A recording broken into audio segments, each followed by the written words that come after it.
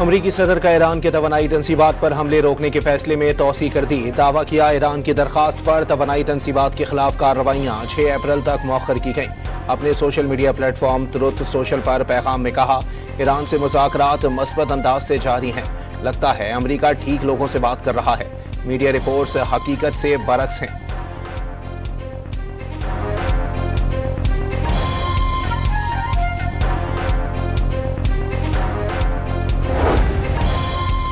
ایران نے توانائی تنصیبات پر حملوں کی معطلی کی درخواست نہیں کی. امریکی اخبار نے ڈونلڈ ٹرمپ کے دعووں کا پول کھول دیا.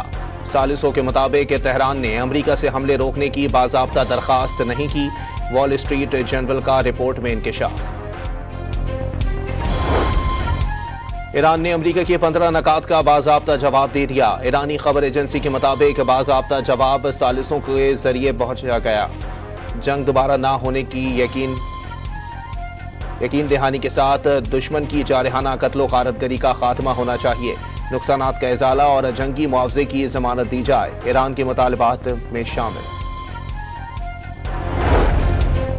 امریکہ نے پاکستان کے ذریعے ایران سے مذاکرات کی تصدیق کر دی. 15 نکاتی ایکشن پلان تہران کو پہنچایا گیا. ایسے اشارے ملے ہیں کہ ایران جنگ سے واپسی چاہتا ہے. امریکی نمائندہ خصوصی اسٹیو وٹکاف کی کابینہ کو بریفنگ. تہران میں پاکستانی سفارت خانے اور سفیر کے گھر کے قریب بمباری. سفارت خانے کے سامنے ایرانی فوجی مرکز ارتش واقع ہے. سفارتی ذرائع کے مطابق رات 8 بجے دونوں علاقوں میں شدید بمباری کی گئی.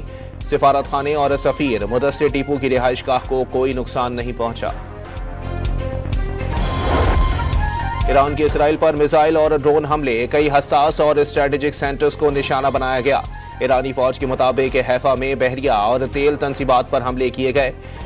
میزائل حملوں سے وسطی اسرائیل کے علاقے گنئی تقوا میں بھی تباہی. کئی عمارتیں اور گاڑیاں تباہ ہو گئیں.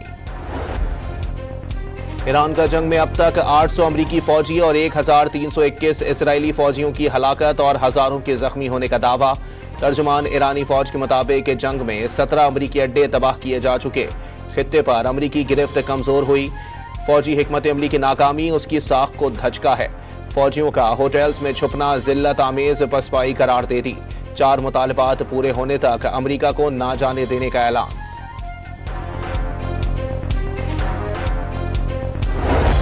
امریکہ اور اسرائیل کے ایران پر صفاقانہ حملے جاری. تہران، تبریز، اصفہان اور ارمیا میں دھماکے. کئی مقامات پر آگ بھڑک اٹھی. تہران میں ٹیلی کمیونیکیشن کی عمارت پر حملے میں 1 شہری شہید. اصفہان میں بھی فضائی حملہ کیا گیا. دھماکے کے بعد آگ بھڑک اٹھی. عالمی توانائی ایجنسی کی جنگ کے دوران بڑے جوہری حادثے کی وارننگ. بوشہر نیوکلیئر پلانٹ کے قریب حملوں پر اظہار تشویش. IAEA کے مطابق تابکاری اثرات خطے کو متاثر کر سکتے ہیں. فریقین سے زیادہ تحمل کا مظاہرہ کرنے کا مطالبہ. ایرانی میڈیا نے شہید رہبر اعلیٰ آیت اللہ خامنائی پر حملے سے پہلے کی تصویر جاری کر دی. پریس ٹی وی نے شہید سپریم لیڈر کے دفتر کی CCTV فوٹیج سے تصویر شیئر کی. آیت اللہ خامنائی قرآن پاک پڑھتے دیکھے جا سکتے ہیں. طویل فوجی آپریشنز کے نتیجے میں فوج بریکنگ پوائنٹ کے قریب پہنچ گئی. پائیدار آپریشنز دباؤ کا شکار ہیں. فوجیوں کی فوری بھرتی، لازمی خدمت کی مدت میں اضافہ اور ریزرو سروس جیسی تبدیلیاں نہ کی گئیں تو فوج روزمرہ سیکیورٹی مشنز انجام دینے کی صلاحیت متاثر کر سکتی ہے. اسرائیلی فوج کے chief of staff lieutenant general Eyal Zamir کی کابینہ اجلاس کی آڈیو لیک. امریکہ نے مغربی انٹیلیجنس کی ایران کو روس سے مدد ملنے کی رپورٹ مسترد کر دی. امریکی وزیر خارجہ مارکو روبیو کے مطابق روس ایران کی مدد نہیں کر رہا. ماسکو یوکرین کی جنگ پر توجہ دے رہا ہے. امریکہ نے ایران کے خلاف جاسوس کشتیوں کا استعمال شروع کر دیا. ترجمان پینٹاگون کے مطابق بغیر عملے والی ڈرون اسپیڈ بوٹس پہلی بار کسی جاری تنازع میں استعمال کی جا رہی ہیں جو جاسوسی کے ساتھ ساتھ حملوں کے لیے استعمال بھی کی جاتی ہیں. ایرانی دارالحکومت تہران کے نبوت اسکوائر پر ہزاروں شہری جمع. حکومت سے اظہار یکجہتی. امریکہ کو خطے سے نکالنا اور اسرائیل کو گھٹنوں پر لانا ہوگا. مظاہرین کا امریکہ سے مذاکرات نہ کرنے کا مطالبہ. لبنان پر مسلط اسرائیلی جارحیت میں شہادتیں 1100 سے زائد ہو گئیں۔ شہداء میں 83 خواتین اور 121 بچے شامل ہیں۔ اسرائیل کا لبنان کی جانب سے آنے والے حزب اللہ کے میزائل کو فضا میں ناکارہ بنانے کا دعویٰ۔ مزاحمتی تنظیم سے جھڑپوں میں 1 صہیونی فوجی ہلاک، 4 زخمی۔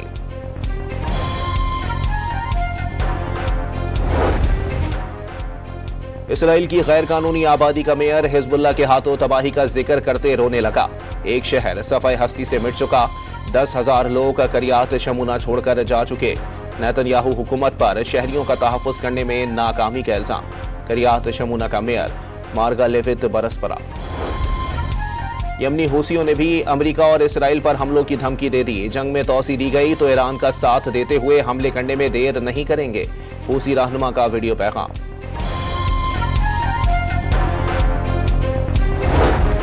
بیروت میں ایران اور حزب اللہ کے پرچم تھامے مظاہرین ایرانی سفارت خانے کے سامنے پہنچ گئے۔ لبنانی حکومت سے ایرانی سفیر کو ناپسندیدہ شخصیت قرار دینے کا فیصلہ واپس لینے کا مطالبہ۔ کویت کے حساس زون میں 6 میزائل گرنے سے دھماکے۔ کویتی وزارت دفاع کے مطابق کئی میزائل فضا میں روک لیے گئے، ایک ڈرون بھی تباہ کر دیا گیا۔ صدر آصف علی زرداری کی زیر صدارت اعلیٰ سطح اجلاس۔ وزیر اعظم شہباز شریف، وفاقی وزراء اور فیلڈ مارشل عاصم منیر بھی شریک۔ معیشت، توانائی اور سیکیورٹی سے متعلق مشترکہ فیصلوں پر اتفاق۔ شرکاء حکومتی فیصلوں میں عوامی مفاد کو ترجیح دینے پر بھی متفق۔ تیل کی فراہمی میں ممکنہ رکاوٹوں اور پیٹرولیم مصنوعات کی بڑھتی قیمتوں کے تناظر میں ملک کی معاشی اور توانائی صورتحال کا جائزہ۔ خطے کی سیکیورٹی صورتحال پر بھی غور۔ ایندھن کے استعمال میں کمی کے لیے پبلک ٹرانسپورٹ کے استعمال کو فروغ دینے پر زور۔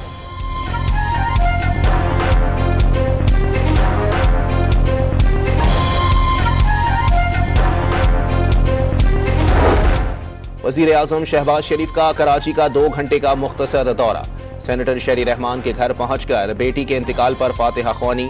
وزیر اعظم فریال تالپور کے گھر بھی گئے، بیٹی کی شادی کی مبارکباد اور نوبیاحتہ جوڑے کے لیے نیک تمناؤں کا اظہار کیا۔ ایئر بیس پر MQM کے وفد سے ملاقات میں پاکستان کی مشرق وسطی امن کوششوں سے آگاہ کیا۔